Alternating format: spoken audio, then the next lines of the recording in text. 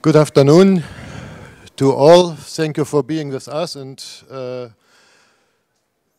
thank you very much to the Pilecki-Institut and Liberal Modernity for organizing this conference. I think it is on the core issue of our European interest today, the most important thing we should speak about.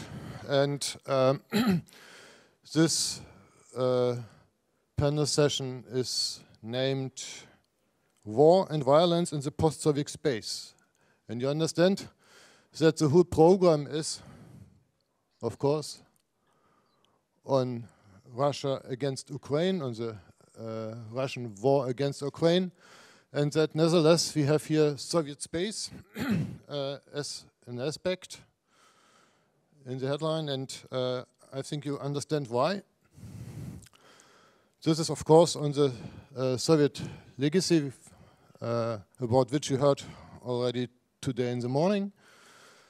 This is of some, but only some, common origins, but of course also on having violence in a lot of other hotspots in the Soviet space.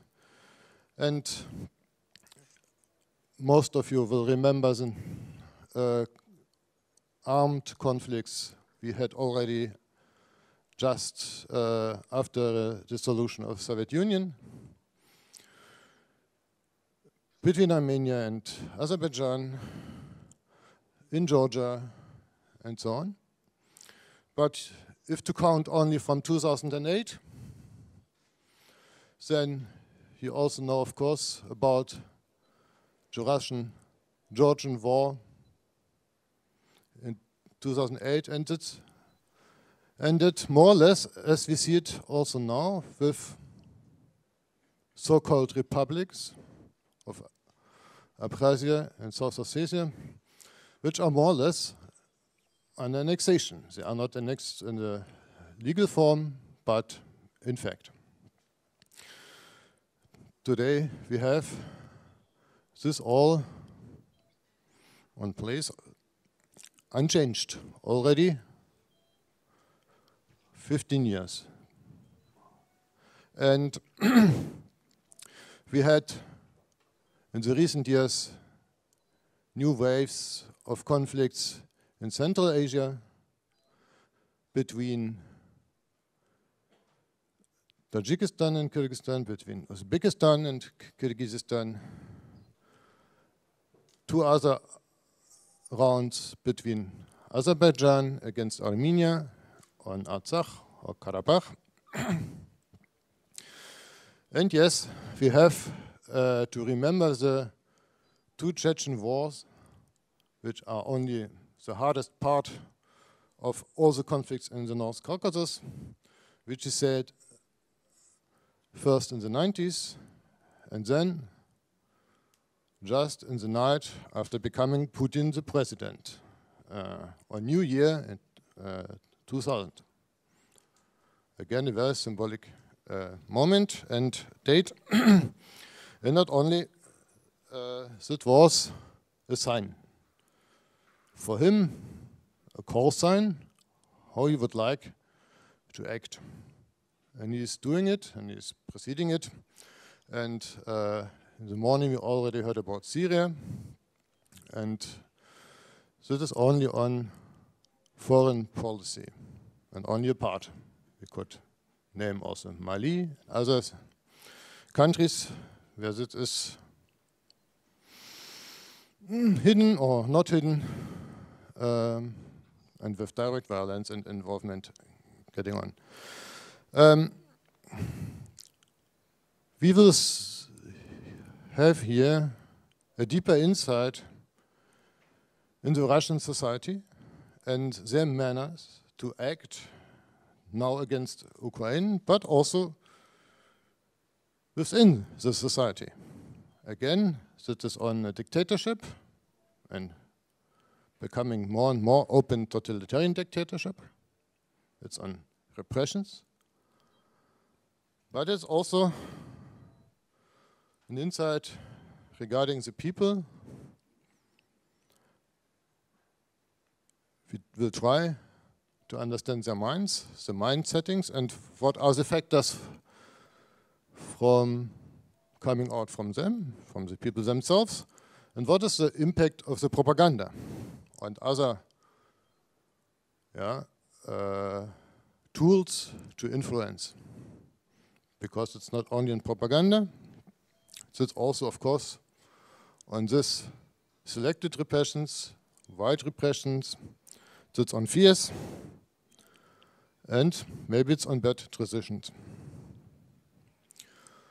I would mention one smaller fact of the last years, but it is interesting maybe for our perception today on this rollback, also regarding perception of people, of people's lives. That is on domestic violence. There was a moment some years ago when the Russian government accepted the rules of the Council of Europe and improved the legislation on punishment for domestic violence. And again, a couple of years later, quite recently, that was put down. It was said that it is in contrary to words and ideas in Russia, to traditions in Russia, and that such violence is, so to say, okay, as it is only domestic. We will come to other aspects too. We heard already in the opening on this absolutely systematic war crimes which we see in Ukraine only almost a year. And of course, the need and to try to document it and to demonize the follows and to resist. Our first speaker, Agnieszka Bieńczyk-Missala, will tell us right about that. Russian war crimes in Ukraine as a tool of war, as a part of the system, as an approach, a special approach. As you can see in the catalog that Agnieszka is coming from the Warsaw University, being a political scientist, professor there. Thank you for your input. Thank you very much. Thank you for this opportunity to speak to such a distinguished audience. At the University of Warsaw, my colleagues and me, we are involved in the research program which is about wars of Russia, causes, determinants, course and consequences of military combat operations in the post-Cold War period. We started that program in 2020. We had no idea at that time that the full invasion against Ukraine would come. But our research, of course, helped us to identify some patterns in a Russian approach to international humanitarian law and human rights law, which apply during the wartime. So the question is if Russia was a reliable party to international legal instruments. It is a party to around 40 IHL treaties plus 9 core human rights treaties. I will be focused on war crimes, but I'm aware, of course, that there are some statements, discussions concerning possible crimes against humanity and genocide, but I will leave it for other sessions. What is really positive that for example, that we very often refer to Chechnya, especially the second one, and Syria, because we can identify some common approaches, some common patterns. But what is important that during the Chechen wars, rather, Western governments preferred to avoid the discussions about those crimes, and or international organizations used to identify the situation in Chechnya as internal affair of Russia. In Syria, it has changed a little bit, but we observed especially huge engagement of civil society organizations to identify and to document crimes committed. And fortunately in Ukraine today, there is a chance for maybe the best in the history, solid documentation, considering engagement of Ukrainian prosecutors supported by EU, European states, ICC, OSCE, UN. So, of course, I'm aware that there is a huge, long way from, information to proving, to punishment, etc., but at least there is a chance. So far, let me tell you that Ukraine has registered 66,000 war crimes. For example, Save the Children identified the destruction of 750 schools since 2014, because in our program, we of course recognize that this conflict has started in 2014 with annexation of Crimea, and what we observed since 24 February, it's just continuation on what was started in 2014. Until November, more than 700 attacks against medical facilities. There is still no reliable data concerning civilian casualties. United Nations recorded almost 18,000 civilian casualties, almost 7,000 killed, more than 11,000 injured, but United Nations believes that its actual figures are much higher. In my opinion, two aspects should be considered today. So the first one, that the perception of committed crimes should be analyzed in the context of Russian goals and strategy. I mean, inter alia, Putin's declarations to deny the existence of Ukrainian nation, not perceiving Ukraine as a state, etc., etc. But also the fact of some failures on the battlefield at the very beginning pushed Russia to mass actions against civilians without a clear plan.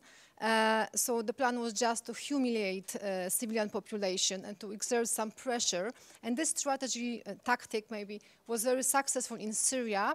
But in Syria, there was a little bit different situation than in Ukraine, when there is one government, one authority, which control the situation, plus united Ukrainian nation. And the second factor which should take into account is organization of Russian army and a kind of military culture in the army. Those topics have been touched in the morning session. From the perspective of international humanitarian law, the goal of the war is never simple killings, never just destruction. Even if the combatant is a legal objective, the goal of the war is not to kill the combatant, to kill as many combatants as possible, not even mentioning civilians, because of course direct attacks against civilians are completely forbidden, and airstrikes, attacks against any other objective than just military one are forbidden. But unfortunately, when we observe what's going on in Ukraine, we can see that attacking civilian objectives have a systemic nature. I mean, the scale of what's going on, not individual soldiers are engaged in those kind of practices, but sometimes whole units. Airstrikes often appear to be recklessly indiscriminative and included the use of indiscriminate weapons such as cluster munition, incendiary weapons. Of course, Russia is not a party to, for example, cluster munition treaty, but it doesn't mean that it can use that kind of weapon which is unproportional in the residential areas. Also, artillery attacks in shelling, sometimes mixture of different methods, tools against residential areas doubt a lot of doubts. Then the scale of attacks against vital infrastructure. Every time, it doesn't mean that, for example, electric plant cannot be a military objective, but every time it should be analyzed in the context of the definition of military objective, which there is in this additional protocol number 1, which requests to take into account inter alia the nature, the location, the purpose, use, etc., when there is the decision about the attack. Destruction and seizure of necessities and grain. So attacking objectives which are indispensable sometimes for the population to survive. Stealing grain, stealing food. It is just a part of the war. And of course, attacking humanitarian aid, something what we observed in Syria, that Russia, as a permanent member of the Security Council, blocked the resolution supporting humanitarian aid, and then physically also tried to blockade, used the question of humanitarian aid as an instrument. We also unfortunately observe in Ukraine. Attacks on healthcare and medical facilities. For example, on the front line, there are some Polish medical staff, and they say, Agnieszka, here nobody believes in IHL. We were asked to hide Red Cross emblems because this is just a threat to show them. So, so it shows that Russian strategy and tactics is not against combatants, not against only military objectives, but also just against civilian population. Another question, Russia as the occupying power.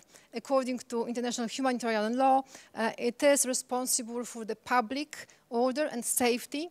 Russia as an occupying power on occupied territory should change as little as possible.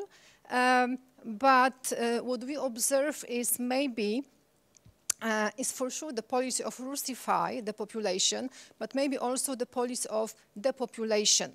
I mean forcible transferring, especially children. It is something that has to be documented, proved. The practice of filtration, very often linked with torturing, rape and sexual violence, involving people in armed forces of the occupying power, changes in educational system. Very often Ukrainian citizens are deprived of their property. Russian national teachers are provided. So it's something, you know, forbidden what the occupying power shouldn't do during the occupation time. And now let me refer a little bit to the army, the culture and organization. Professor Kramer mentioned about the lack of education, but the problem also is that there is the lack of professional non-commissioned officers corps to enforce discipline. What we observe in, let's say, Western armies. The situation also worsened the fact that prisoners, criminals are recruited to Russian army. So hard to imagine that they would be educated in terms of IHL, etc., etc. And then the problem of the lack of isolation, the military from the population. For example, in Iraq or Afghanistan, rather foreign troops tried to, they were kept in remote on-post camps to limit contacts between military and civilian population, which is always negative for civilians, or at least in generally speaking. Plus the question of impunity, the lack of prosecution. I would even say that, for example, Memorial identified a lot of individual soldiers responsible for crimes in Chechnya, responsible for coordination of crimes in Chechnya, and then they were promoted in the army. So in the Russian army, especially after the second war in Chechnya, it was, you know, a path of career. It was manifestation of loyalty towards the army and the state. like Igor Stirkov, Vladimir Shamanov, even Butanov, who was convicted but never morally condemned in Russia. And so my thesis is that after the Cold War, Russia relatively often used military instruments to achieve different political and geopolitical goals, and committing crimes has become an integral part of how Russia wages wars. And in the end, let me refer to two issues. In the morning session, there was a question about the gap between law and practice, Russian declarations and the practice. Like, in my opinion, it is a part of disinformation and propaganda policy. It was, of course, visible in Chechnya, Georgia, Crimea, Syria, and nowadays also, my colleague is going to tell a little bit more about it, but this is just a part of disinformation. And the challenge for us is not to believe that, right? And to check and to document all those information we can hear. And Jan Karski, he was a witness of Holocaust in Poland, and as a member of the Polish underground state, he visited ghetto in Warsaw, he visited Nazi camp in Izbica, and he was sent to London and Washington to tell the world about what was going on with the Jewish population in Poland, and he was not heard. He personally said that he failed his mission because there was no reaction.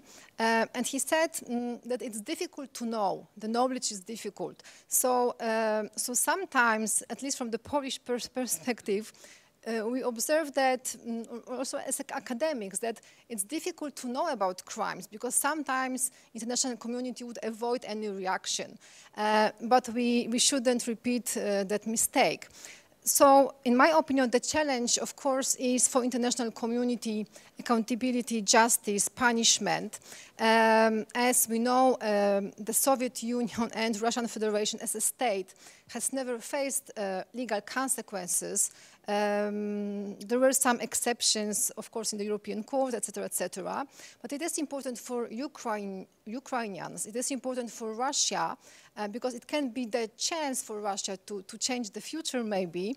And it is important for international community to preserve international order, international law. We, of course, have to finish this project of international justice. And another problem which haunts me, and I want to say about that today, is also the challenge to protect civilian population. Because when there is an aggressor which is known for committing crimes, using crimes as a tool, it is something that haunts me, because when the army just withdraw, and we can expect the severe destructive consequences for the civilian population. So in my opinion, maybe it will be the topic for another conference, but taking into account this responsibility to protect concept in international law and international society, we also probably should find some new rules for civilians, for medical staff, for humanitarian staff, just to prevent future atrocities. Thank you very much.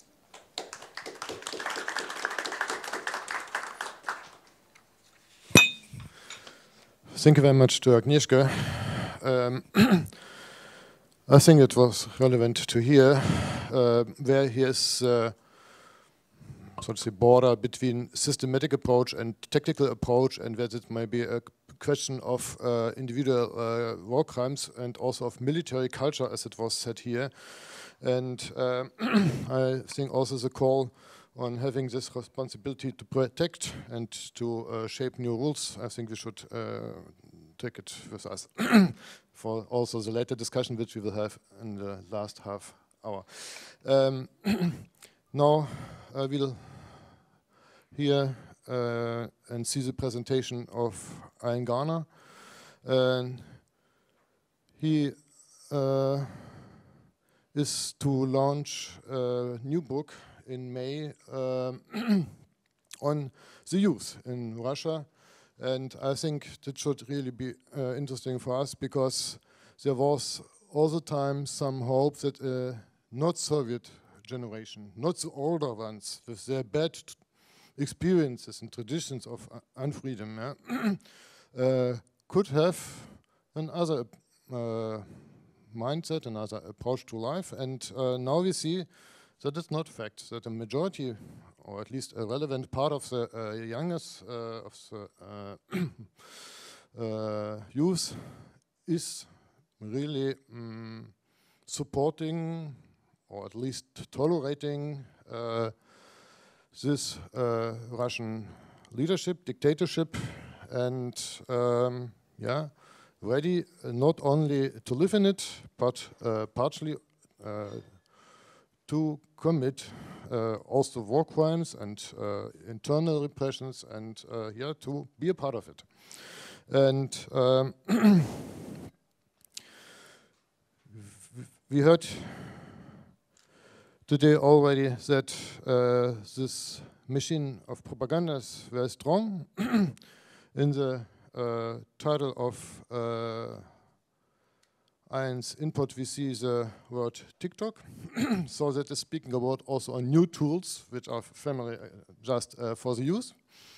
And we should understand how that could happen, how that was done, and where is this readiness to commit violence, and also to take this harmful traditions in new generation.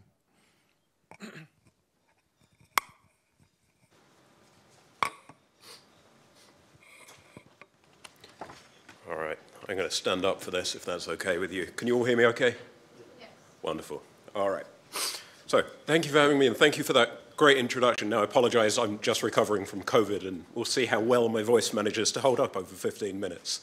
So if I descend into a coughing fit, then I apologize. So I think that introduction was perfect, really, because what I want to talk about is, yes, obviously the younger generation, but in particular these arguments that scholars seem to be having about the nature of a purported apathy or depoliticization amongst young Russians. And as I see it, most of those arguments and most of the research has focused on millennials, the generation who grew up or matured in the 2000s, before Crimea, before 2014, and before the so-called patriotic shift of 2012, when we saw a much more overt program of ideological education being introduced into Russian schools. And what I want to talk about today is, yes, TikTok, but in particular this group, the Youth Army. I'll explain who they are in a second if you don't know too much about them. You might recognize the uniforms, this very distinctive red beret and red top, and these guys seem to be popping up everywhere nowadays. PR photo shoots with Medvedev, Putin. Lavrov is possibly still on a tour of Africa, but last week he certainly was. And he took a group of Youth Army kids with him for photo ops in various places. But I think this group is more than a PR operation. It goes deeper than simply a group that Russian children are being forced to join. It goes deeper than groups that we've seen before, like Nashi is the one that everybody knows, which really were designed just as sort of groups of nationalist thugs to be deployed on key days to make splashes in the media. I'll explain why. So this group was founded in 2016. It was purportedly, Shoigu, the defense minister, here he is on the left here, it's purportedly his idea. I'm not sure how true that is, but certainly he brought it into the halls of the Kremlin, and it received Putin's personal approval. And it has been funded with large amounts from the state coffers and growing amounts today from the state coffers. It's currently open to 6 to 18-year-olds, originally for 7 to 18-year-olds. So every Russian child is exposed to this group through schools, through universities, through so-called battalions and units attached to workplaces. And currently, the last figure that I could find was November, and that was, they now have 1.29 million members. That's a growth of just over 25% year on year. They seem to be growing faster and faster, and the state plans to have 20% of the school-age population joining the youth army by, I believe, 2030. The group has 4 core goals, according to its founding documents. You can find them on their website. They're very tedious, so I don't recommend you read them. I did that for you. Social development, which is a program of civics education about the relationship between, quote, young boys and girls and their community and country. Physical development, they do lots of training around diet, health, often deploying these kind of splashy Instagram-style campaigns to appeal to kids. Moral and spiritual development, which explores, quote, honesty, faith, dignity, and love for the motherland. And lastly, military training. They engage in active firearms training. They learn to take apart rifles, grenades, even at the youngest ages. They go to summer camps and engage in things like tactical exercises and tactical activities. So the state in this group is trying to prepare children, and they explicitly state this on the website, prepare children to join the army, or in the case of girls, this is a highly gendered group, open to both genders, but boys are expected to become soldiers, girls are expected to enter state service in some broad way. It might be through becoming something like a doctor, for example. The idea is to dedicate yourself to your country. And my argument really is that since that patriotic shift of 2012, the state has been looking for ways to bypass the traditional family unit. The problem of parents, the problem of families for the state is that they may have differing political beliefs. Adults are capable of going outside of the state's avenues, looking for different narratives about the world, different ideological understandings of the world. But the youth army represents a way to just sidestep that by acting as a kind of a surrogate family, and indeed they have specifically sought out orphans to get to join this group.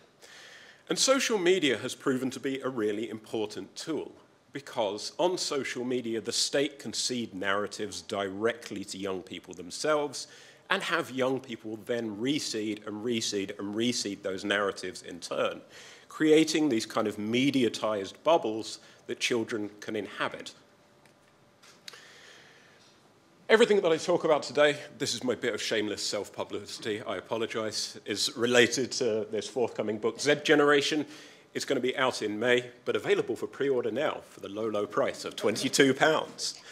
I'm particularly inspired by scholars of subjectivity, understanding the ways that language and image, in this case, when we look at social media, can help us understand the relationships between children in particular and subjects and the state, even when they may not explicitly answer opinion polls and such like very accurately or very well.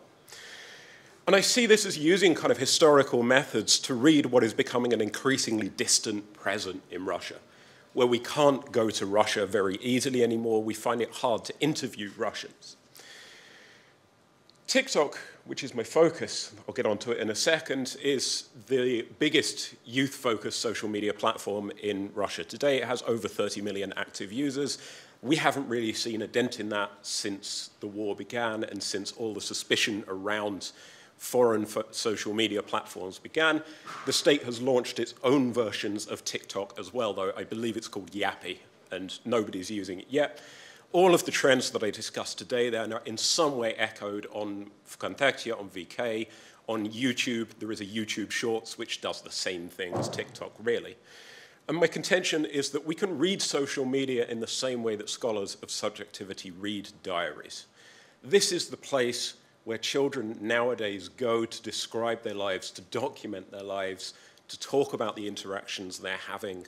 Yes, there are some methodological complexities I won't get into now because I don't have all day about using social media in this way. But this is a vast pool of material, a vast pool of narratives, and a vast pool of information about the way that young people are constructing their identities. So let me take you inside this world of Youth Army, social media, and TikTok. There are basically 4 ways that the Youth Army has been using online culture. The first is through paid influencers and celebrities. They use these to create role models and seed narratives directly into young people's worlds. So here we see Nikita Nagorny, who is a gold medal winning world and Olympic gymnast. He is nominally the head of the youth army. It's really a sort of a, you know, just a sort of a spokesperson role. I don't think he actually takes many of the real decisions, but he acts as something like an influencer in chief. So here he is at PR opportunities, but also he has millions of followers across different platforms. This is a post that he made on Victory Day for his followers who go on and comment about the wonderful things that he's saying. There's a bit of a sort of a fandom going on around him. They create digital campaigns, games, winning prizes based around hashtags where children can group themselves and engage with the organization. There is a young soldier digital app that you can use to register to join the youth army. I, or at least Ivan Ivanov, joined the youth army using this app very easily. You just go in, fill out your details, take a picture. You don't need your parents' permission. You just go and do it. And lastly, TikTok. So let me show you Youth Army TikTok. And the way that I'm going to do it is by giving you examples based around a group from Astrakhan. So the Youth Army is organized by province. Each province has its own sort of regional subdivision. And most of the provinces have, or have had, in the case of Astrakhan, which stopped posting in March last year after, sorry, I said 2023. That's clearly not happened yet. I meant 2022. I'm still in that weird period where you don't know which year it is. They stopped posting after the beginning of the war, moving over to VK, but they're still doing similar things. So they grew a large following on TikTok, 27,000 followers. This is a pretty substantial account. This is, you know, not a few hundred kids. And they post things like tutorials about how to do these military activities. They post memes. I'm going to show you one in a second. They demonstrate military tutorials and parading. And some of the activities, some of the videos are actually, in addition to regular youth army activities, kids can go and in their sort of evening classes produce content for the local TikTok group and have it published. So we can see some examples here. So on the left-hand side, if you don't speak Russian, this is Astrakhan at the youth army group. Most of them are based in school gyms. The video showed over the course of 12 seconds these kids just having fun, carrying each other, doing this physical training. In the middle, you can see kids listening to a lecture. This one was about the Great Patriotic War. And if you look really close, you can see a bunch of Russian heroes. And there was a photograph of Lenin there as well, or a portrait of Lenin. On the right-hand side here, a classic TikTok dance. This is a dance routine that the kids have purportedly come up with themselves. On Red Square, giving some facts about how many kids here, 990,000, have joined the movement, as it's often called. Here's another example of a post and some examples, the comments that show the ways in which kids are interacting with each other and with this group, and continue to do so, crucially, even though the posting has stopped. The movement rolls on. So on the left-hand side here, we have a video. In the background, the kids march across in these sort of straight geometric lines. In the foreground, we have this meme, and some of you may not recognize this Drake yes-no meme, but this is a now slightly passé meme, according to my students at least, where Drake says, no, I don't want 45 minutes in class. Yes, I want 3 hours of parade ground practice, you would call it. This video is attached to kind of a Western meme and pop culture, right? It's designed to sort of attract kids in with fun. The background is a song by the rapper Akon, although quite an old song that's gained new life on TikTok. And you can see 4,000 likes, it's got over 100,000 views. And the comment thread to this video, and to many of these videos, provides a space where children can engage with the youth army and engage with each other, finding belonging beyond the family unit, but beyond also the allotted hours of youth army kind of traditional activities. Your class is done at 10 o'clock at night, your class is done at 7 o'clock. It doesn't matter because you can keep engaging constantly. So we see here some of the comments. Hello from another youth army unit, right? Showing these links between different youth army units across Russia. Here somebody asks the question, I'm in the youth army, what's the difference, guys, between the red tops and the blue ones, which are also sometimes worn? The official account is able to answer that question out of hours. And lastly, hello from the Navy. And I looked into the account. This is a real Navy guy who's posting. This is a way of drawing kids through this pipeline into the armed forces.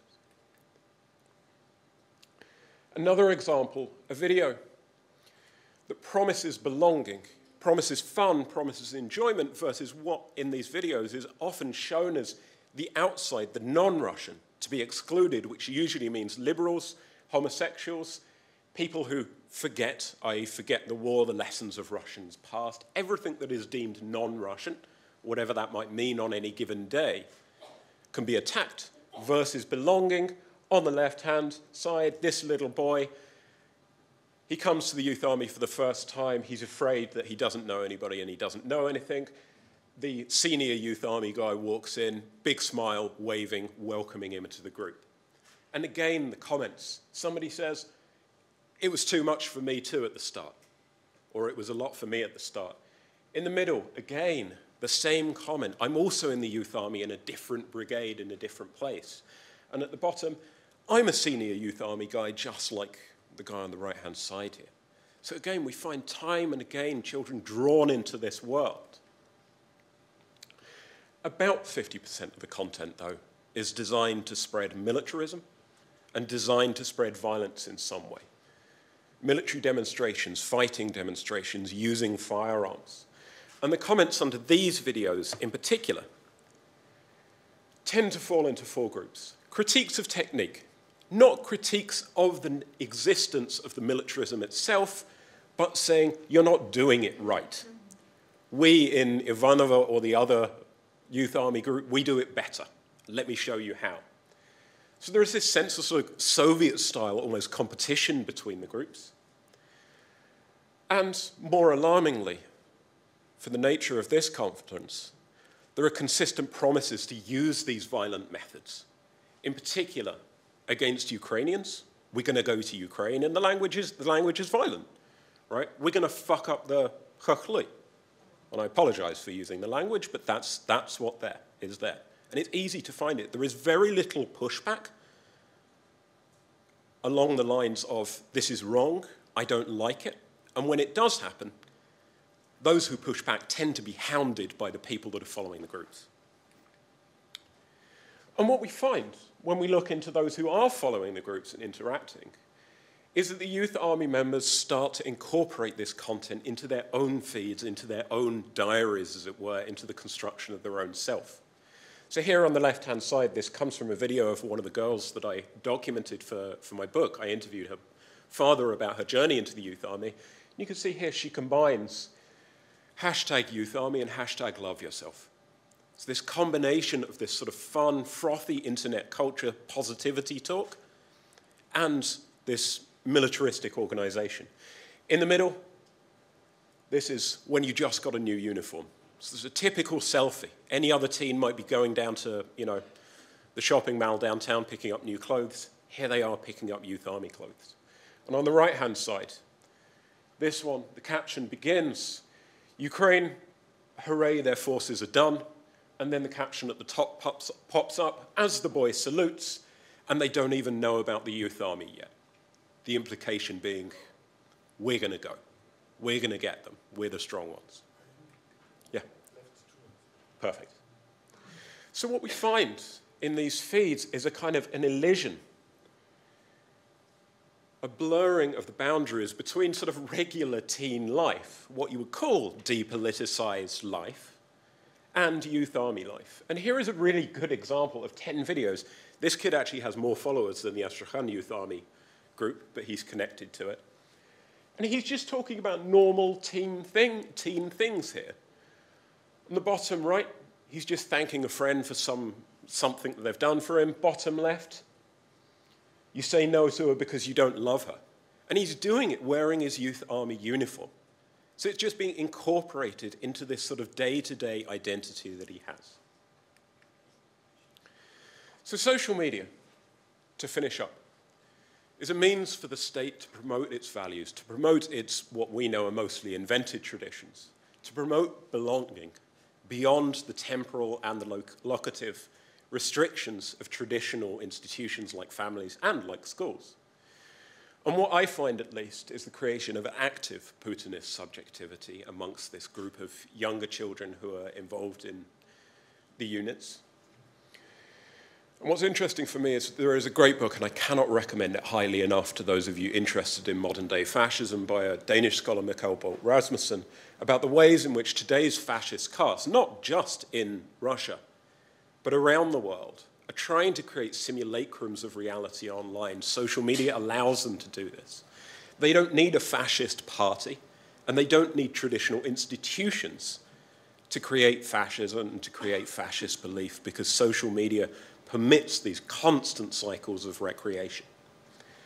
This is the most liked video, this is my last comment, from the Youth Army's official account. And here we find a guy who was in the Youth Army, supposedly, who returns on Victory Day to meet his old Youth Army unit and proposes to his Youth Army girlfriend. So it is a perfect fairy tale of the pipeline from youth military group to real military. It's belonging, it's happiness, and of course she says yes. Thank you.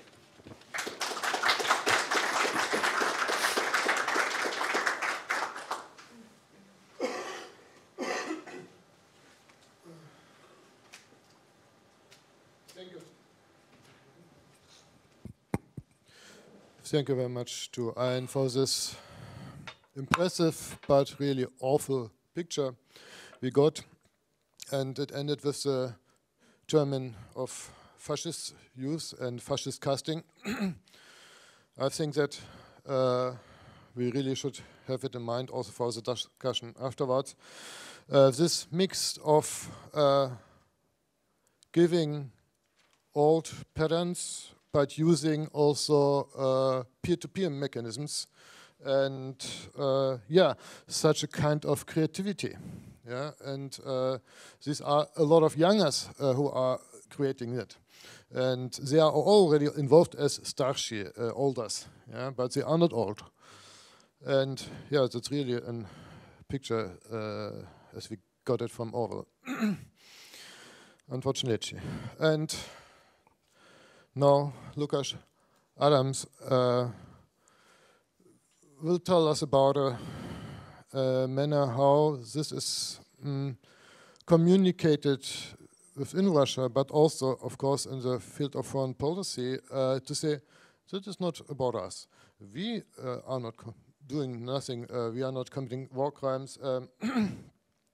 And as today in the morning, Irina Solonenko said, this all a part of the bigger history of imperialism, Russian imperialism, and at the same time to say we have the right to do so. Or they will say, no, that's not on us. I ask Adamski to give us his input. Thanks.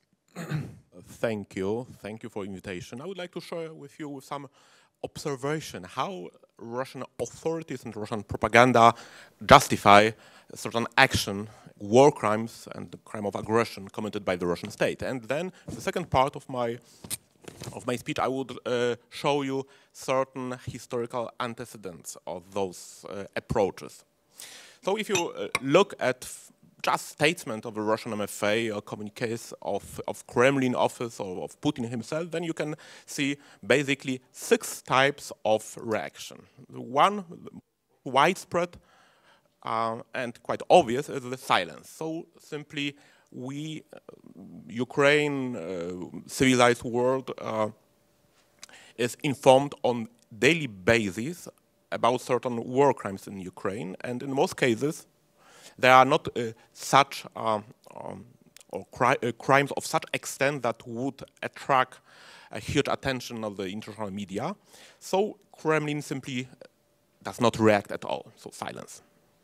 But the second reaction is denialism or negationism. It means denying the very existence of certain indisputably established facts or lying about those facts, including also lies about perpetrators of the crimes. And there are 3 crimes which are really well known in the world, committed war crimes committed during the warfare: the Bucha, Kramatorsk, so the shelling of the rail station in Kramatorsk in April of this year, and then the most recent one hitting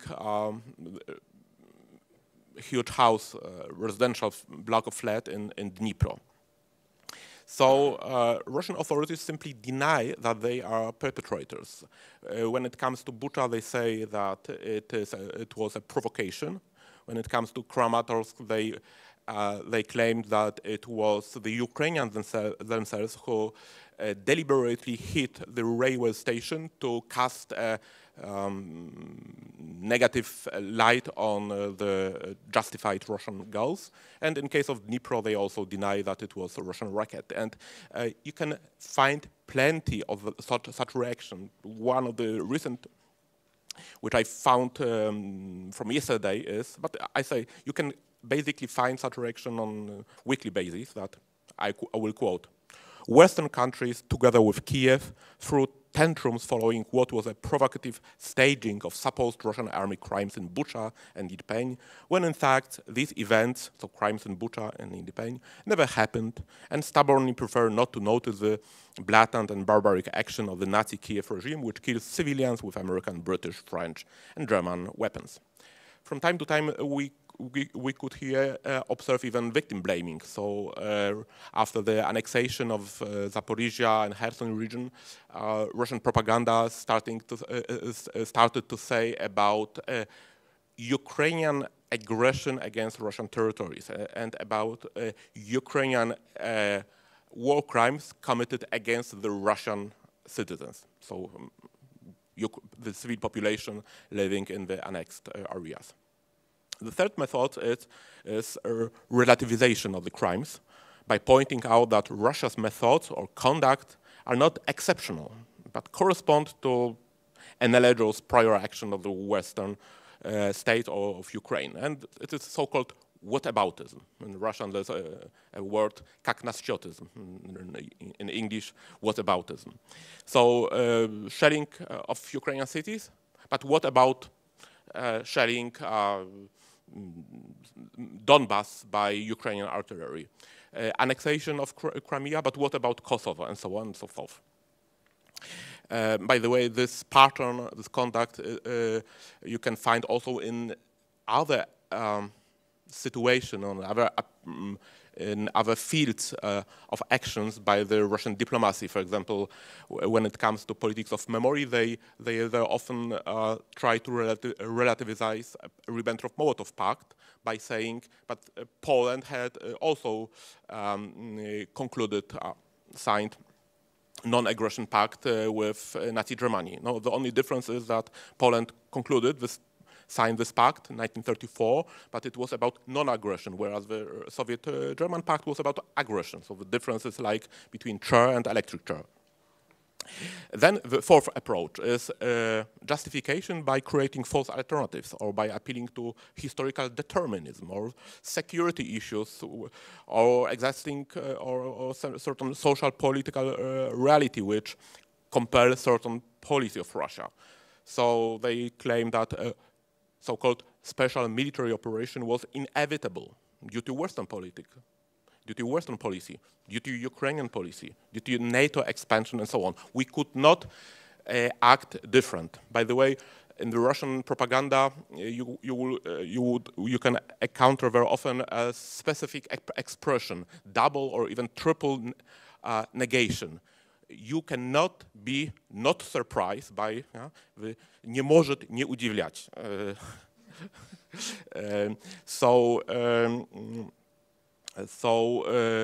They try to convince the audience that Russia could or Putin could not have acted differently.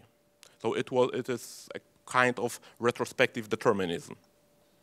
Then, of course, there's using these war crimes as a tool of political blackmail to induce Ukraine to behave in a certain way. It means to surrender. It is accompanied very often by blaming victims for the harm that befell them in Ukraine. So, and here I quote by heart that Lavrov, Peskov, Russian diplomacy, Russian ambassadors very often repeat one sentence. the war could end very quickly if Zelensky, if Ukrainian government, or if the Kiev Nazi regime, in quotation marks, could recognize the reality, or could stop the war, and then it could also prevent the civilian population from suffering. And then the sixth element is historical title.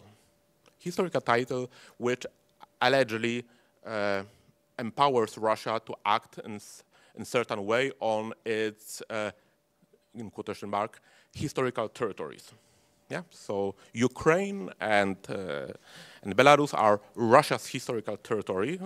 This refers to this well-known ideology of triple Russian nation, actually coined in 19th century, but which has also certain antecedents even in 16th century. And basically, this theory says that all population of Ukraine, of Belarus, and of Russian Federation constitutes one people, one nation, ein Volk. And this strategy, so this 6 types of justification, is calculated primarily, in my understanding, to, first, sustain the internal legitimacy of the war against Ukraine, and thus to convince Russian public opinion of the rightness of the war and its objectives. So it is, of course, directed for Russia's internal audience. But the second aim is to convince countries of so-called global south, Africa, South America, of course India, to not engage on any side in the war. Then, to lesser extent, but still, I think it is intended to influence the, let's say, anti-mainstream part of public opinion in the Western countries. So those who usually are against the dominant views, against the mainstream, so they are likely to hear that it can be different explanation of the war than this explanation provided by the politicians, by the governments, by mainstream commentators. And the fourth aim is to convince the mainstream of the Western public opinion to not to Russia's rightness, but rather to shake confidence in the rightness of the position and of Ukraine and the EU, NATO, and other free world countries. So it is to cause doubt whether we are acting rightly, decently. Of course, there is a psychological trick behind that. So it's so-called golden mean fallacy. So the assumption that truth is not certain, no, let's say, objective state, but truth is a compromise between two different positions. No, truth lies where it lies, but it's not a compromise between what A is saying or B is saying, but many people, especially those who believe in constructed concept of truth, believe that truth can be constructed. And of course, this is then the field where Russia diplomacy is using. Then,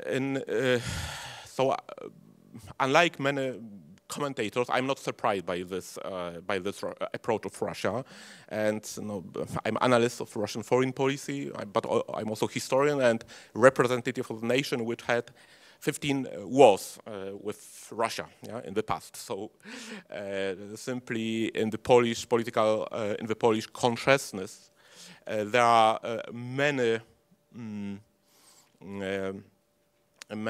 events from the past which are deeply anchored and remind people of those actions. For example, justification of the divisions of Polish-Lithuanian Commonwealth. I will quote you. The spirit... Tell me, okay. 2 minutes. I'm only speaking 10 minutes, and other panelists have 15. So please, 4 minutes. The spirit of partiality, disorder, and civil war, which for so many years has shaken the Kingdom of Poland, the anarchy, which were increases, destroying the seriousness of regular government. And then, in in 1792, the justification of the second division, feuds and disturbances that shook the Kingdom of Poland as a result of the overthrow of the old regime carried out unilaterally and violently on the 3rd of May 1791. So basically it was justification that there was disorder, anarchy, and revolutionary tendencies, like in Ukraine in 2014. Then, of course, protection of Orthodox population in old Polish-Lithuanian Commonwealth, like now alleged protection of Russian-speaking population. Then there was justification of massacre in Praga, 1794. Praga is a part of Warsaw, and the civil population of this part of Warsaw was killed, was murdered by Russian troops during the war against Poland, the last war conducted by the old Polish-Lithuanian Republic, so Kościuszko uprising. Then I will read here, end 1863, 1864, what Russian authorities did in the area of historic Lithuania, so contemporary Belarus and Ukraine, reminded very closely all actions which are now taken on the occupied area of Ukraine. And the governor of this Russian governor of this provinces, Lithuania, Belarus, was called by Poles wieszaciel. It means hangman. And of course, last but not least, denialism of Soviet aggression 1939. It was like denialism of Russia's aggression against Ukraine 2014 and 2022. They call it not war but special military operation. They use to say that no, they protect, but they are not at the state of war with Ukrainian state. Like the Soviet Union also said that it is not at the state of war with Polish states, and simply the Polish state in 1939 disappeared, and it had to protect, to conduct humanitarian operation. So. Just turn attention on the fact that all those patterns which are now used by Russian propaganda, by Russian diplomacy, are not new. And if you study carefully the history of the region and Russia's foreign policy, then you will see really many similarities. Thank you very much for the attention.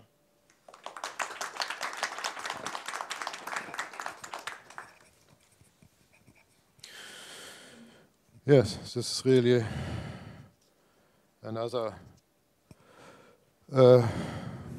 aspect of the war, which we heard all these lies, all these methods of lying, and also changing the picture for others. To remind some of them is we had not other choice. Yeah? We could end the war very soon.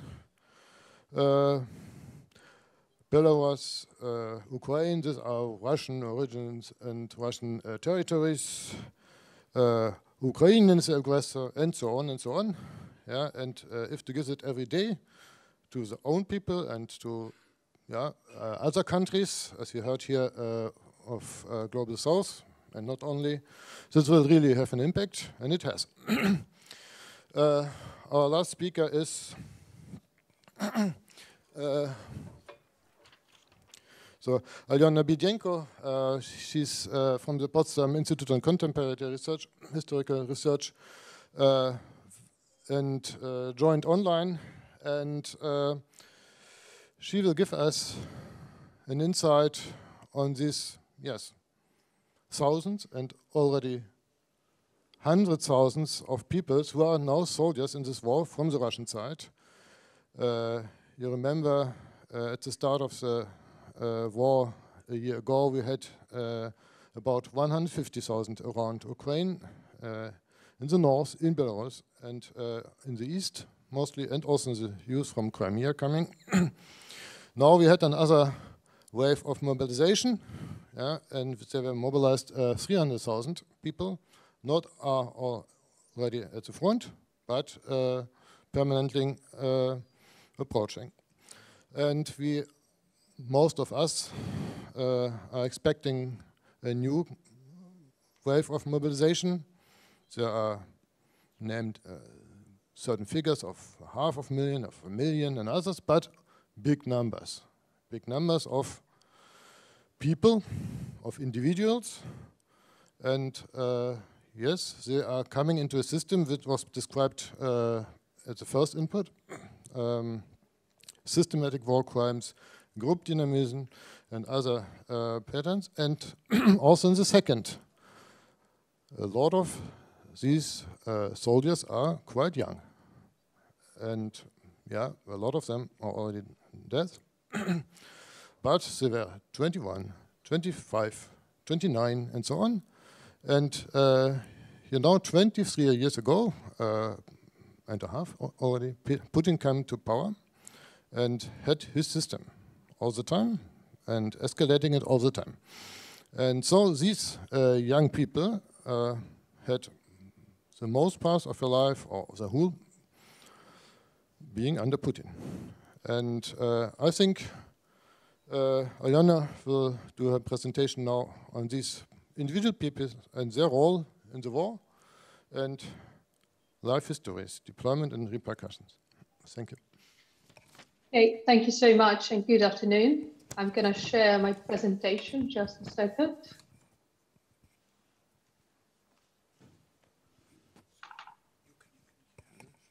Great. So I investigate the Russian invasion of Ukraine and I focus on Russian soldiers, both rank and file and officers. And I would like to explore their collective identities, their rationale behind their acts and how they legitimize them. I use such primary sources as interviews with Russian prisoners of war in Ukraine, intercepted phone calls with Russian soldiers, and potentially testimonies of Ukrainian civilians. So far, in terms of the interviews, we have 2 publicly available databases, both available on YouTube. Those are the YouTube channel by Volodymyr Zolkin, a journalist, and Lviv Media, a news outlet. As for now, I've been investigating the database by Zolkin, and I can tell that my research has yielded some interesting results, some interesting insights into the combat motivation and the perceptions of accountability of the Russian soldiers. So I can say that we can group Russian soldiers in Ukraine into 3 categories. Conscripts, the so-called contractors and mercenaries of the Wagner group. As for the conscripts, we have the first wave of conscripts, which is the autumn draft of 2021, and then we have the second one, which is the so-called covert draft of the spring-summer 2022. Also, we have the draft, the so-called partial mobilization draft that started after the decree in September 2022. And I can tell that all those representatives of those drafts, they massively lack any training, military training, any actual previous military experiences. And in fact, I can say that after this partial mobilization intensified, the common route from a conscription notice to the Ukrainian front lines, it has become very, very short, because sometimes a conscript wasn't even handed his conscription notice, but just taken right away to enlistment office. So avoiding any kind of legal procedures, and then taken to the military bases in the Russian towns of Boguchar and Volodya. Usually he wouldn't get any training, but just taken to the occupied territories of Ukraine.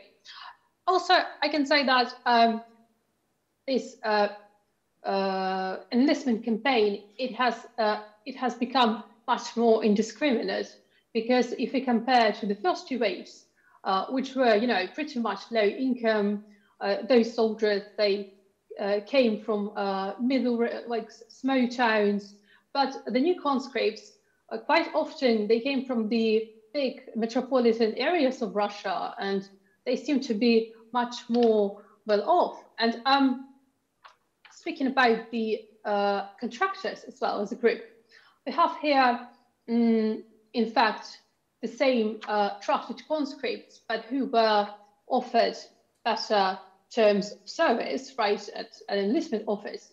So they would sign a so-called short-term contract, which is 3 to 6 months of military service. And I can say that we also have, in this category, we have representatives of Rosgvardia, the National Guard of Russia, who actually admitted to be sent to Ukraine to serve as riot police against the possible retaliation of Ukrainian civilians. The Wagner Group. The Wagner Group, Wagner Group has been projecting this public image of being this ruthless, quite efficient organization. But in fact, the respondents who used to be part of that group, they all complained about it. And in fact, 3 interviewees said that they were taken to Ukraine illegally, basic human traffic. They were human trafficked to Ukraine because they found, they applied for a job online, which was for a security guard at an oil rig in Russia. And after they got that job, they were taken to the military base in Molkina, Russia.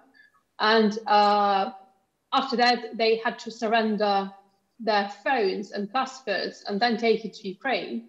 And when they, in fact, complained and requested, demanded to be taken to turn back, their commander said, and that's quite verbatim, that he will beat them up and lock them up in a container for a few days. All right, so speaking about the combat motivation and the primary question, the motivation of a Russian prisoner of war to have such an interview, I can say that the respondents, they were always asked about their consent, and their answers were quite pragmatic. They all always thought that they just want their families to see them, to see that they're alive, and to see that they are in fact prisoners of war. And after that, they would start a legal procedure in Russia to get them registered as prisoners of war by the Russian authorities. And after that, they would be part of the so-called exchange fund of Russian prisoners. And maybe after that, they would be actually exchanged back to Russia. So their motivation is quite, straightforward, I would say. In general, speaking about, general trends of their combat motivation, I would say that practically all prisoners of war, they all were quite reluctant to keep fighting in Ukraine. And they were all massively uneducated on the demographics, history, even geography of Ukraine. And that, in fact, includes high-rank commissioned officers. They also believed that they were supposed to serve behind the front lines. And some of the respondents, they actually said that they wanted to save the Russian-speaking people of Donbass, but eventually all of them admitted, even though, like I said, some of them actually brought up a bunch of conspiracy theories about Ukrainian Nazis, Ukrainian fascists, about the United States of America instigated the war. But I would say that eventually all of them, and I'm talking about contractors, mostly rank and file contractors, they all admitted that they were motivated by money. And if you take a look at their pre-war civilian salaries, we can say that, well, in fact, the invasion, theoretically, was supposed to be a pretty lucrative opportunity for them. Because if you compare the pre-war median income of an average Russian prisoner of war, which is about 400 euros, the money they were promised with a very basic, like private 2-year contract was about 5 times more money, and also plus the bonuses and potential compensations for injury and death, which in particular spiked up to 100,000 euros. But what is important, the majority of the respondents, they complained that their actual salaries were much, much lower than the ones they were promised. Speaking of the accountability of the Russians, practically all of them were quite reluctant to define a criminal order and the actual perpetrators in the war, except for the 2 rank-and-file soldiers, and we're talking about the data set of 60 interviews. They all denied committing any violent crimes against Ukrainian civilians, and in some cases even the Ukrainian military. But, and that is quite interesting, I think, they all had absolutely no problem admitting their looting in Ukraine. And they also denied watching Russian state propaganda, and at the same time, they all claim that they have no agency, no responsibility for the war. But I was also surprised to find out that there is little variation between this vision of accountability of the rank-and-file soldiers and high-rank commissioned officers, because high-rank commissioned officers actually refer to the so-called principle of the unity of command, принцип единоначалия in Russian, which defines any kind of insubordination in quite a categorical manner. It's sad that the discussion of an order is unacceptable, and such a failure to comply with such an order is considered a crime against military service. And what is more, in September 2022, the penalty for insubordination was in fact toughened up by the Russian parliament. But we have to keep in mind that when those interviewed commissioned officers were deployed in Ukraine, the previous version of the law, it actually said that the refusal to comply with the criminal order actually precludes any criminal responsibility. So also the Russians, they were all profoundly uninterested in politics. And they also had this proclivity to self-victimize themselves and try to bond with Ukrainians.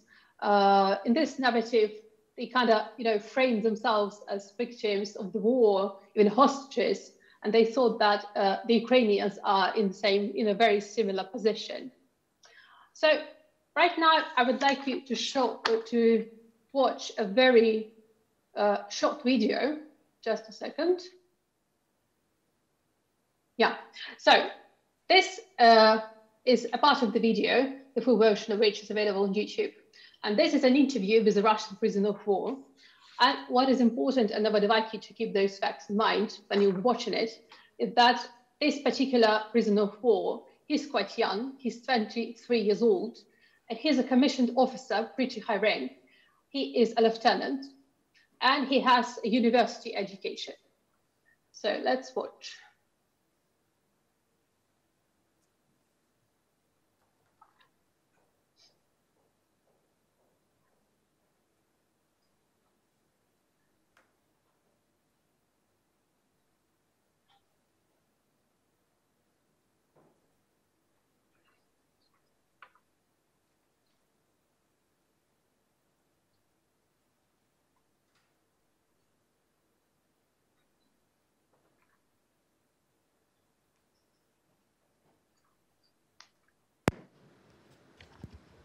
Oh, we got no sound.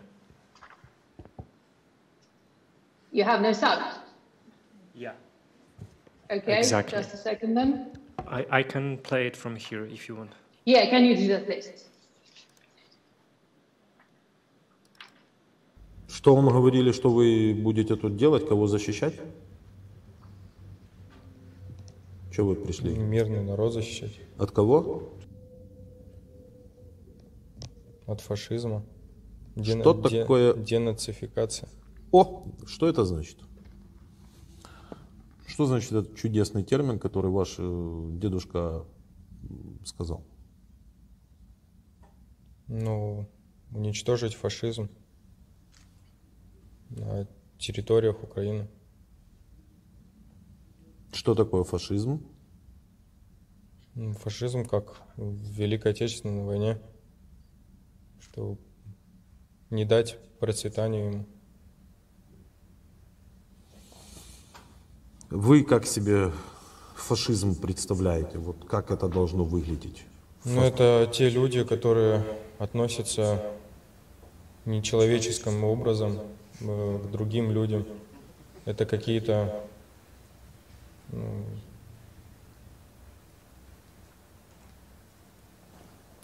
знаю. Ну вы же бегали с автоматом, вы же должны были как-то понять, что вот это фашист, его надо убить. Ну камон. Ну что вы себе представляли? Как я представлял себе фашиста? Да. Ну, со свастикой, с наколками. Шлем, рога, Нет, просто повязка у него, экипировка. шеврон, СС, да? Просто экипировка, повязка. Какая экипировка? Ну, шлем, бронежилет. И повязка с Разгрузка. крестом? Ну да.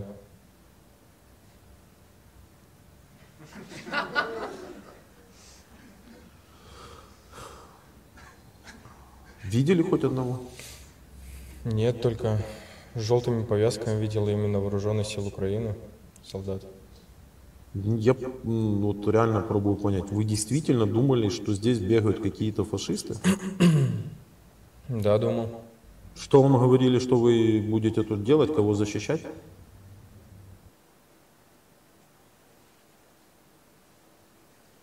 Okay. Why? I can see like 2 videos of myself. I'm pretty sure this is not right. Oh, yeah, this is good.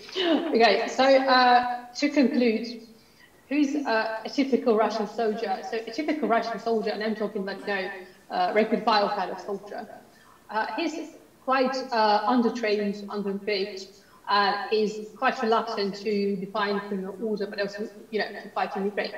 But as I've just wrote in that video, even if we're talking about more high-rank Russian soldier, actually an officer, because he's a lieutenant, and he doesn't claim, because in the full version of that video, he never said that he came to Ukraine to make money. So he motivated his decision, by ideology to an extent.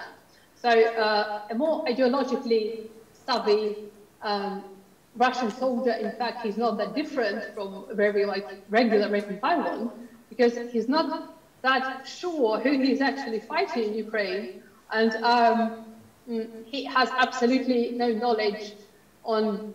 He's very uneducated on the even geography, the political system, the demography of Ukraine, and I would say this is quite interesting that he basically regurgitates those quite old, old-fashioned Soviet narratives about the Great Patriotic War, which doesn't make any sense whatsoever because he's quite young, he's 22 years old, and he has 5 years of university education. He has been trained to be, a professional serviceman, and he still does that. So I believe that his decision to go to Ukraine and to stay in Ukraine is pretty much conditioned by a bunch of, dispositional factors, but also situational ones.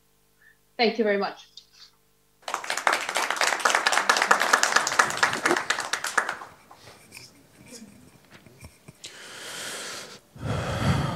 Yeah.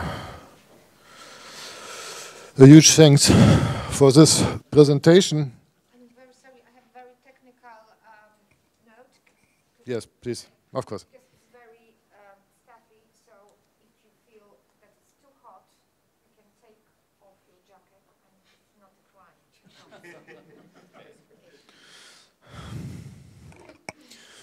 Yes, I'm sorry to interrupt, but I can't hear anything at all for the audience. Okay. Yeah. Yeah, this was really very hard, and but it is a part of the reality and everyday reality. And I think what was also important to get described here again was this participation in a war as a chance.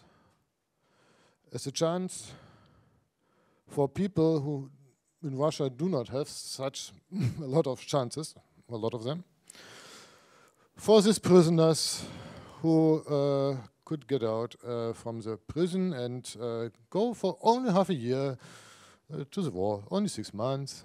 That is a chance for someone. To hope on big salaries every day, every month, even more when there's an offensive day. If one has to die, then maybe the family will get a car, a lot of money. We had a lot of such, facts from the regions that was described by journalists. Yeah. For this youth, which was described by Ian, to engage, to be together with each other, to develop heroism, for all of them to be a part of historical events for the motherland. I think that is really also what should us warn, that things can become even harder and worse. And I would like to invite you now to discuss this insight into Russian reality, mentality, propaganda, lies, and yes, awful follows for Ukrainians. Please.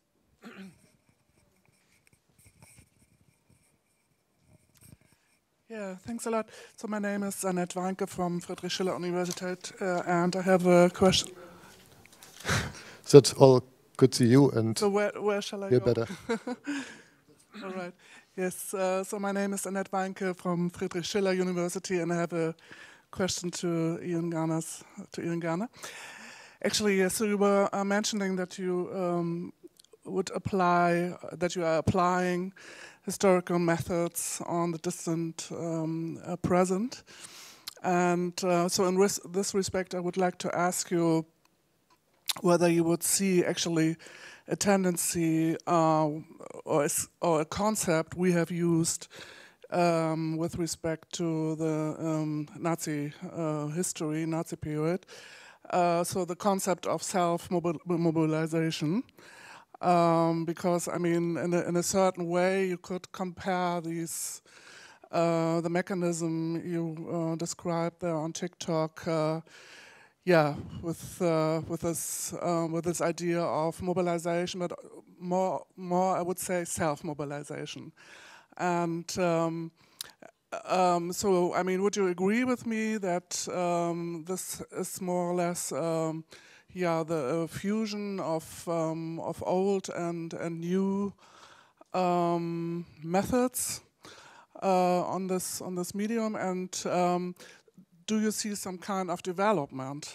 So is there? I mean, if you investigate this in a longer term, so would you see a change? For example, that this starts on a relatively harmless, innocent level, and then you could discover some kind of radicalization in the long run. I think it's an excellent comparison, and I'm not an expert on the German side at all, so I don't want to comment on it. And I sort of, I'm reaching back to graduate school totalitarianism courses to remember what you're talking about. But I think it would be a really fruitful area to explore these sorts of comparisons in the coming months and years. As to the second part of the question, did you mean, is there a certain age at which the radicalization takes place? What strikes me is how early the intent is to make it happen. With, as I mentioned very briefly, it was 7 to 18-year-olds, now 6 to 18-year-olds. So we're talking about very young children. And I don't know, do you remember the photograph I showed you of Nikita Nagorny with this little boy? So this little boy is, don't know, some of you may have seen this already, so I apologize if I'm telling you things you already know, is Alyosha from Belgrade. And he's this little boy that was captured on viral video running out to watch the troops as they drive down through Belgrade down into Ukraine. And he's become something of a propaganda hero. And he constantly pops up in the Russian media as an example of a good, he's almost like Svetoy Alyosha, like this holy little boy who is dressed up in a police sergeant's uniform, and then he's dressed up in a, like, what's Gaishnik, like traffic cop's uniform. Then he appears in a youth army uniform, constantly reading out scripted statements, some of which actually sort of reiterate some of the language that Alyona's conscript or Alyona's interviewee was using. So it's happening from this young age in a quite striking way, and I didn't expect it to be targeted at very young children. There is now also a couple of new groups coming up. One which has been nicknamed the New Pioneers, and I believe they've settled on the name Движение Первых, which is designed to be less military on the surface, so there won't be such an emphasis on firearms. And that's going to be open to school-aged children. It seems the state is designing this to make it more palatable to cosmopolitan parents who are a bit awkward about all the guns in the youth army. And there is also activities like, there is a group, Navigators of Childhood, and that is aimed at kindergarten children. So they're finding ways to bring these so-called navigators into kindergartens. Thank you for that. I would add that that is also a very old pattern that we had during the whole time of the Soviet Union and also in all the isolated states, as in GDR, to begin with the youngest, in the kindergarten. Okay, there was a question.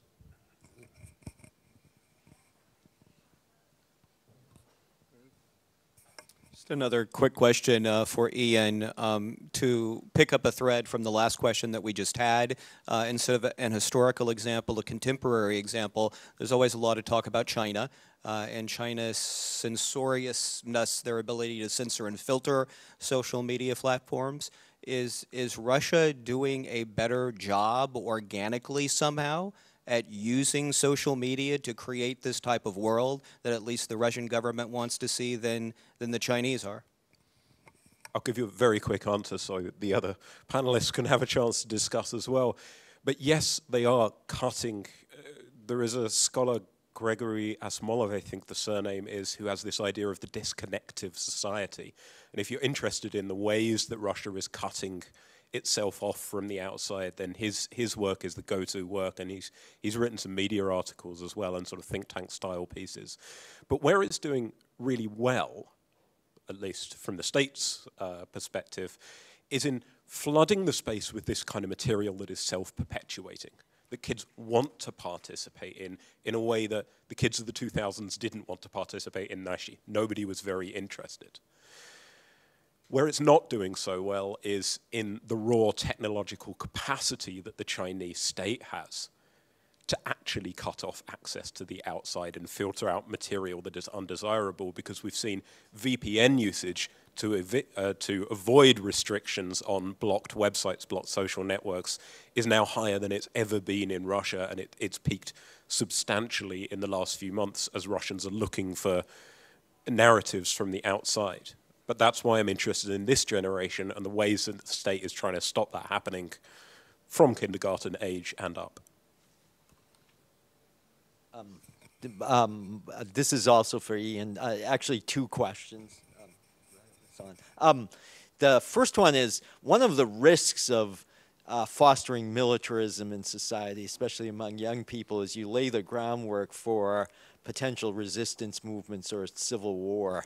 And I'm wondering, have you detected that there is any concern about that among those who are overseeing the program? And if so, what sorts of safeguards are they taking?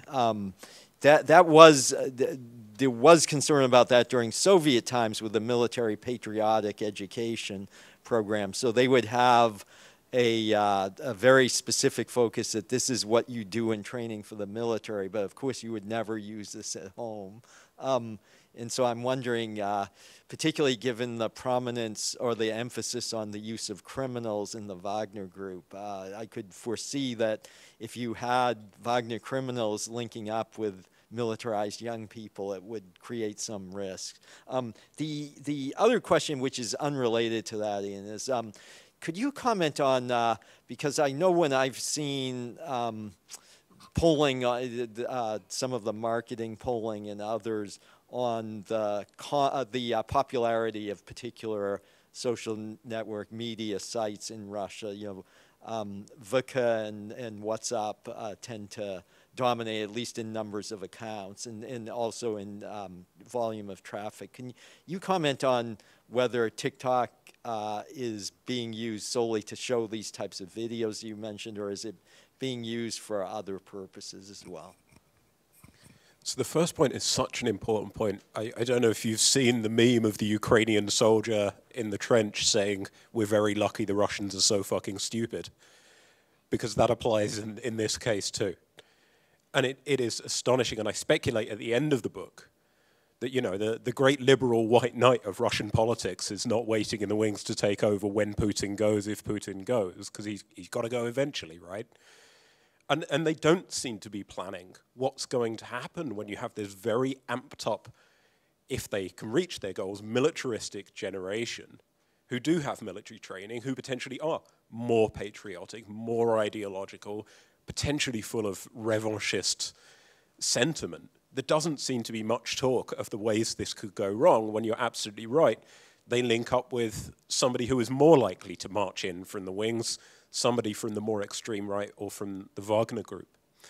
As to the social networks, so TikTok is the most popular social network amongst this younger demographic in Russia, as it is in most Western countries nowadays.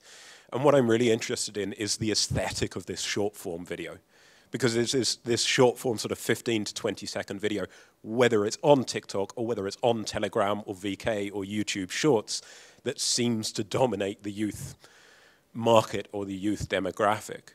And the state doesn't seem to be producing these tiny little snippets of content for its older audiences, i.e. through its official Telegram channels. It's producing much longer videos, producing very badly made PowerPoint charts that supposedly prove wild conspiracy theories. But this seems to be restricted to a youth demographic for now. Thank you. Hello, thank you very much for your very enlightening presentations. My name is Katerina Busol. I'm a Ukrainian lawyer, and I have two questions to Ian. Have you researched whether your army has any special targeted policies for especially Crimea and Donbass, Ukraine's occupied areas where we have children who already were born in occupation and never knew independent Ukraine? And second, is there any engagement between the Russian Orthodox Church and your army? Thank you. So yes to both questions. Crimea in particular since 2016, 2017 has been a big target for the youth army, and they've put more money into recruitment and campaigns in Crimea than anywhere else. And some of the advertising and marketing materials they've produced highlight specifically the success of Crimea, showing off the amount of children that are being recruited, showing off, quote unquote, the shining future of Crimea under Russian life against the images of these Russian children. And today in occupied territories, they're already creating new youth army brigades. They are staging concerts. Just a couple of weeks ago, there was a concert by, oh, what's his name, the rapper with the terrible white dreadlocks. Nope, nobody else. Very popular. Shaman, I think his name is Shaman. Pretty popular in Russia. Pro-state, they sent him down there, invited a few hundred youth army recruits from the occupied areas. So this is a major tool of sort of re-education and re-indoctrination. As to the Orthodox Church, of course, the church is a big part of it. It's a big part of all of the state's youth groups. It's increasingly being drawn into the classroom and into university spaces as well. Two last questions, preferably to other panelists. Sorry. My name is Bartłomiej Kaplica. I'm from Pilecki-Institut. I have a question to Alyona. In the Soviet army, there was an institution of political officer, and their job was to eradicate this rift between propaganda and reality. Did you find any traces that such institution is still in the Russian army? Because what you presented is that they are those Russian soldiers. They are indoctrinated to the very deep roots of their minds. So if they are sent to combat, when they are struck that the reality is much more different than they were taught at the army. So is there any proof of existence, or maybe you did find some evidence that the Russian army still uses that kind of institution of political officers? And we Yeah, collect I think you're the talking. last question, okay? Yeah, I think you're talking about Zampalita, yeah? So in fact, I did find some evidence of that, because a few soldiers, and I think those were rank and file ones, they said that they in fact met a few, but usually it was already in Ukraine. And in two particular cases, as far as I remember, his group started to, doubting what they were doing in Ukraine. I mean, not exactly rebel, but, ask some questions. And after that, they sent to them Zampalit, and he tried to, motivate them. But it didn't really work, because according to those interviewed prisoners of war, they said, nobody took them seriously. Everybody understood it was just, as a joke, basically. Oh, thank you very much. My name is Stefanie Bock. I'm a professor for international criminal law from the University of Marburg. And I guess I have a question or comment to all panelists. So thank you very much for your excellent presentation and your highlight of the importance of propaganda in creating a climate which makes war crimes and atrocities possible. Naturally, as an international criminal lawyer, I have this accountability lens, and my question arises, is there any chance of holding this person responsible for their involvement, so criminal responsible, so there's a question of criminal liability attached to this propaganda, and obviously it's for us, for criminal law, the problem of linking the propaganda to the commission of concrete crimes, because it's more forms of, let's say, abstract endangerments, which are not clearly linked to one certain incident, which makes it for us quite hard to attach criminal liability to these actions. So my question would be, have you ever occurred in your respective national contexts approaches to focus on this propaganda and to hold attach criminal liability to this form of influence?